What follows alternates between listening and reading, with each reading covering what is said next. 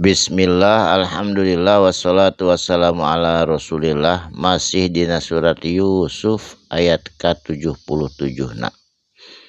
A'udzubillahi minasyaitonirrajim. Bismillahirrahmanirrahim.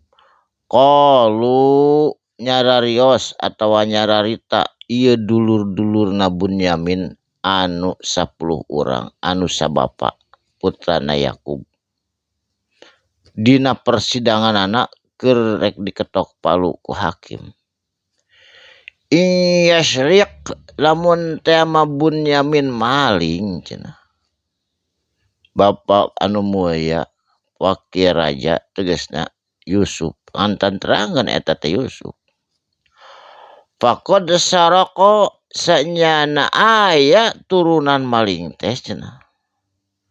Ahu eta dulurna baheula lahu pikeun Bunyamin min qablu ti samemehna. Jadi Bunyamin lamun tema maling da panginten aya turunan maling cenah kitu raja. Nyaeta baheula teh boga dulur Bunyamin teh ngaranna Yusuf. Padahal hareupeunana Yusuf teh ngan teu apaleun. Eta si Yusuf teh geus maot cenah kitu. Disebutkeun maot oge kumanehna dialungkeun ka sumur. Nyebutkeun geus maot we. Ta eta Yusuf teh cenah pernah maling berhala nu ninina ti indung, ninina ti emakna. Dibawa dialungkeun tepi ka peupeus da mungeun ningali disembah. Teresep ningali jalma nu nyembah kana berhala. Terus cenah Yusuf teh pernah maling enog sabakul cenah. Satolomong maling enog nu ninina deui sarua ti indung.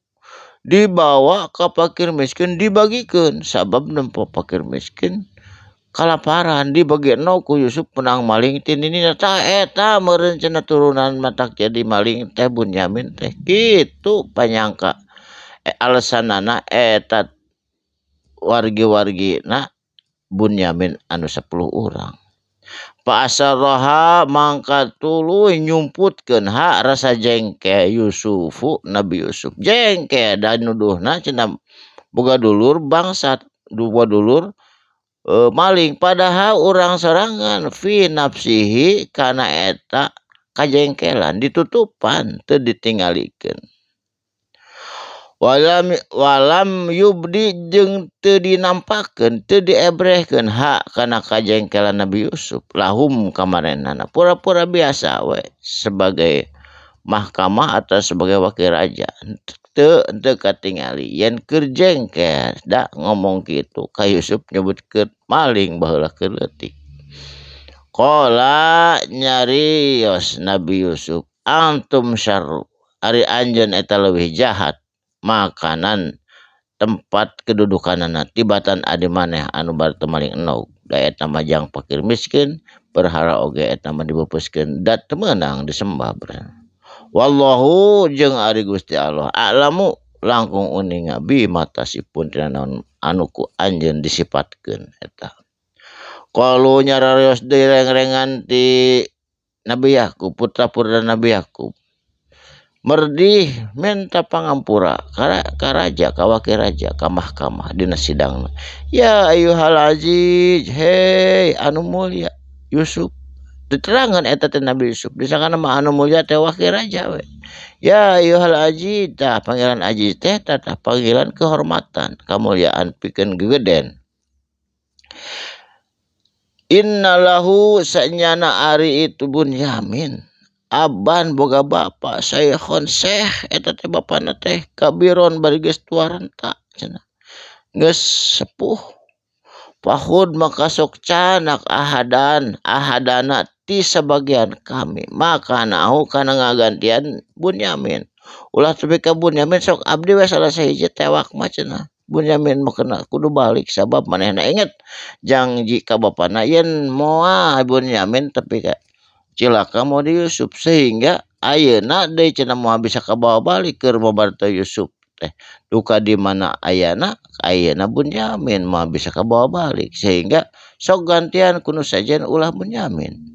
Inna naroka sanyana ari kuring ningali anjeun ya aji anu mulia minal muhsinin jalma-jalma anu hade jalma anu sae nu soleh sok gantian we ku abdi salah sahiji gitu ulah Bunyamin anu ditahan saterasna ka dieu pakola mangka nyarios saha Nabi Yusuf ma adallahu menta panyalindungan maka Allah cenah gitu